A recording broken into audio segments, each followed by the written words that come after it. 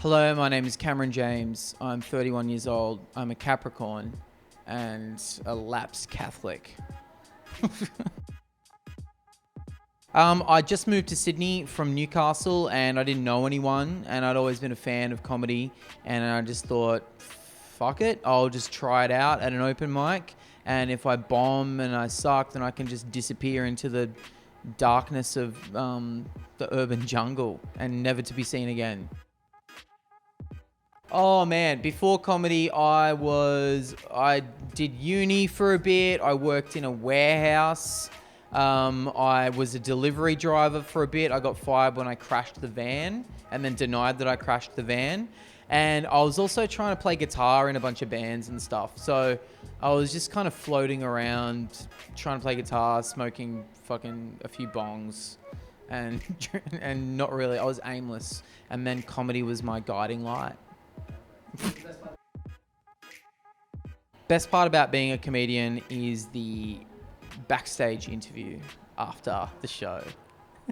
No, hanging out with other comedians. You're hanging out with the funniest people in the world all the time, and it's just the best. I laugh so much. It's so good. My first gig was at the Chippendale Hotel in Sydney in front of about 8 people, and I opened with a pedophile joke, and the only person that laughed was another comedian, and that's when I knew that I was destined to do mediocre. I've bombed so many times, obviously. Everyone has bombed a lot. But my most memorable bomb was I was emceeing. It was one of my first times emceeing, and Greg Fleet was the headliner, and he was a big hero of mine.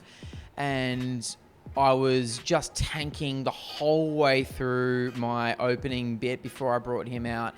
And I finished a long, 5-minute story joke to silence, and then a girl at the front just yelled out very softly, "You're shit." And I just had nothing to say back to that. And I just went, yeah, I am shit, yeah. Welcome to stage, Greg Fleet. That's humiliating. My favorite comedian is Mel Buttle. I had a pretty good gig last week, and after that gig, I went and got some late night Indian food. That was pretty good. That's probably it. I can't... I don't know.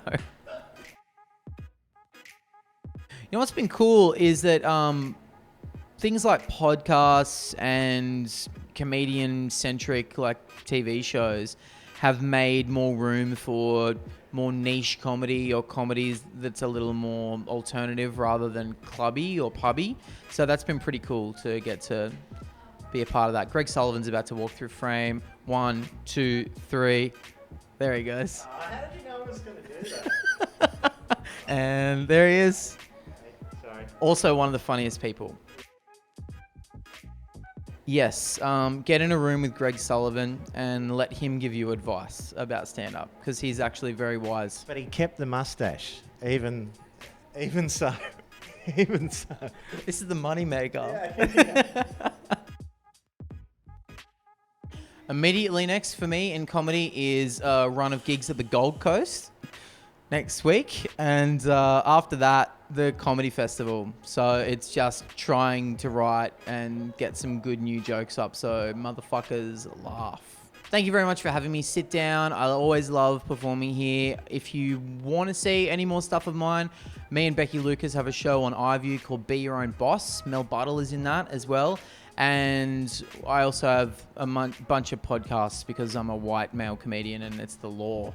So you can listen to a bit of this and a bit of that, or Total Reboot, which is about movies, or Finding Drago, which is an ABC mystery podcast that I co-host with Alexi Toliopoulos. Thank you.